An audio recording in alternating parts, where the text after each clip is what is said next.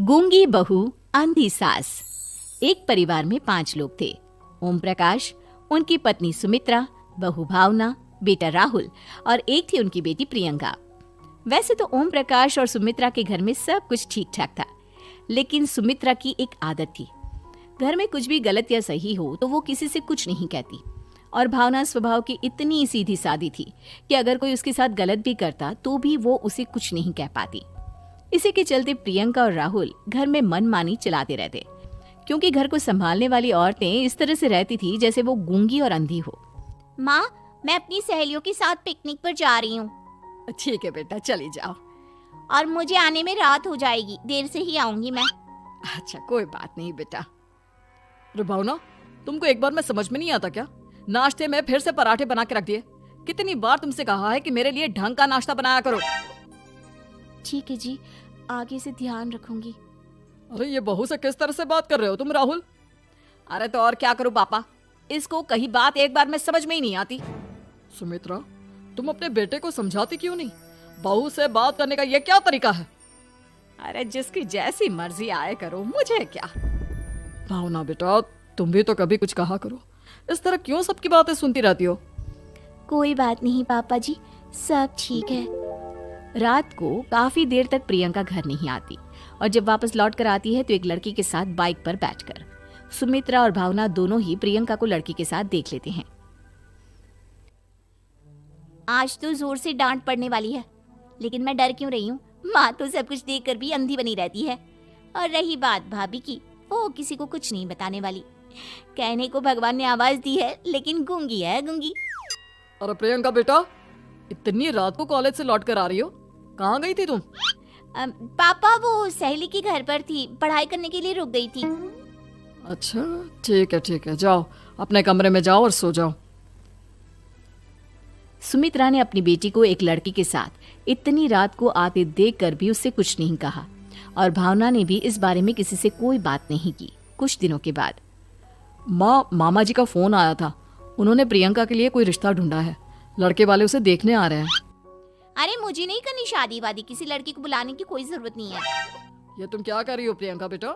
तुम्हारी शादी की उम्र हो चली है और तुम्हारे मामा जी ने बहुत अच्छा रिश्ता बताया है। पापा, अब जिद क्यों कर रहे हैं?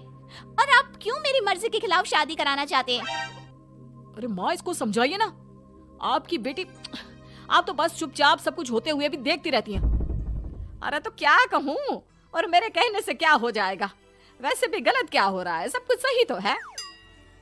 भावना बहू, देखो तो प्रियंका हमारी बात नहीं समझेगी, लेकिन वो तुम्हारी हम उम्र है। क्या पता तुम्हारे कहने से उसे कुछ समझ में आ जाए। नहीं पापा जी, मेरे कहने से कुछ नहीं होगा। मैं प्रियंका को कैसे समझा सकती हूँ? वो ननद है मेरी, कहीं मेरी किसी बात का बुरा मान गई तो? सुमित्रा और भावना में से कोई भी प्रियंका को कुछ नहीं समझाता। इस बात से राहुल और ओम प्रकाश जी दोनों ही परेशान हो जाते हैं। और फिर जब लड़का प्रियंका को देखने के लिए आता है, मुझे आपकी बेटी बहुत पसंद है, मैं उसके साथ शादी करने के लिए तैयार हूँ।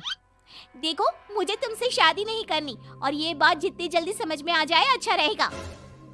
अरे तो फिर आप लोगों ने मुझे यहाँ बुलाया ही क्यों? माफ कर दो बेटा, वो हमारी बेटी जरा गुस्से में है। हम उसे समझाने की कोशिश करते हैं। हाँ, देखिए आप नाराज मत होइए, वो तो उसने बस ऐसे ही कह दिया होगा। अरे कोई ऐसे ही कुछ कहता है क्या? और ये आपकी पत्नी और माँ, ये दोनों इस तरह चुपचाप क्यों बैठे हैं, जैसे इस घर के मेंबर ही ना हो? आपके घर में सब कुछ ठीक तो है ना? अरे सब कुछ ठीक है बेटा। सुमित्रा, समझाओ ना अपनी बेटी को। अरे क्या समझाऊं, क्या होगा समझाने से? सब ठीक ही तो हो रहा है, गलत क्या हो रहा है? भावना, प्रियंका को अंदर लेकर जाओ और उससे समझाओ कि कितना अच्छा रिश्ता है। इतना अच्छा लड़का है, इस तरह से बिहेव ना करे। नहीं जी, मैं किसी से कुछ नहीं कह सकती जी। अरे अजीब परिवार है, मुझे तो यहाँ से निकलना पड़ेगा। इस तरह से तो आपकी बेटी की शादी किसी से नहीं हो सकती। जिसके घर की औरतें गूंगी और अंधी बनकर बैठ जाए, उस घर का कुछ नहीं हो सकता। ओम प्रकाश और राहुल सुमित्रा और भावना की हरकतों की वजह से बहुत परेशान हो जाते हैं। एक दिन वो दोनों आपस में बात करते हैं। पापा, समझ में नहीं आता कि भावना और माँ को कैसे समझाया जाए। सही कहते हो बेटा, तुम और मैं काम के सिलसिले में सारा दिन घर के बाहर रहते हैं और घर की दोनों औरतें हैं जिन्हें सारा घर संभालना चाहिए, गूंगी और अंधी बनकर बैठी हैं। पापा आप ही बताइए इसका क्या उपाय है? मेरी तो कुछ समझ में नहीं आता बेटा, लेकिन हमें कुछ तो करना पड़ेगा, क्योंकि इन सब की वजह से प्रियंका बहुत ज्यादा बिगड़ती जा रही है। तुमने देखा उसे किस तरह से बिहेव किया था। अरे लेकिन पापा हम करेंगे क्या? हमें एक नाटक करना होगा। कुछ दिनों के लिए हम भी गूंगे और बहरे बन जाते हैं, उसके बाद इन दोनों औरतों को अकल आएगी। हाँ पापा, शायद आपकी बात ठीक है। हम दोनों हर बार बात को संभाल लेते हैं और इसी वजह से माँ और भावना कुछ भी करने की कोशिश ही नहीं करते। और फिर अगले दिन, भावना, नाश्ते में क्या बनाया है? जी पराठे बनाए हैं। मेरे लिए पोहा बना दो। अच्छा जी ठीक है, अभी बना देती हूँ जी। बहू, नाश्ते में क्या बनाया है? पापा जी पराठे हैं और पोहे बन रहे हैं। अरे बहू, मुझे तो उपमा खाने का मन था, मेरे लिए उपमा बना दो। ठीक है पापा जी, अभी बना देती हूँ। भाभी जल्दी से जरा मेरा कॉलेज का टिफिन तो पैक कर देना। और सुनो, मुझे ना भिंडी की सब्जी खाने का मन है। सुमित्रा चुपचाप बैठी बैठी सब कुछ देख रही थी। उसने किसी से कुछ भी नहीं कहा और ये देखकर भावना को मन ही मन गुस्सा आ रहा था, लेकिन वो किसी से कुछ नहीं कह रही थी। उसे लग रहा था कि ओम प्रकाश जी, जो हमेशा उसकी साइड लेते थे, वो भी आज चुपचाप बैठे हुए थे। शाम के वक्त प्रियंका अपने बहुत सारे दोस्तों को लेकर घर आती है और उधर दूसरी तरफ से राहुल भी अपने ऑफिस के दोस्तों को लेकर घर आ जाता है। प्रियंका अपने कमरे में तेज म्यूजिक चलाकर डांस करती है और राहुल अपने दोस्तों के साथ बैठकर जोर जोर से हंस रहा था।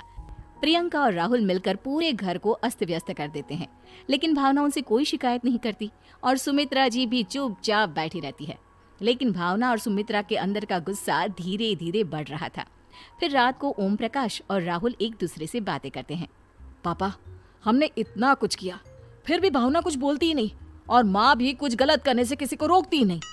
तुम चिंता मत करो बेटा, इन दोनों के अंदर का गुस्सा भर रहा है और बहुत जल्दी बाहर आने वाला है।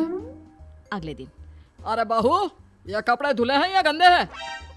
पापा जी कपड़े तो मैंने धोकर ही आपकी अलमारी में रखे थे। मुझे तो साफ नहीं लग रहे, एक बार और धो देना।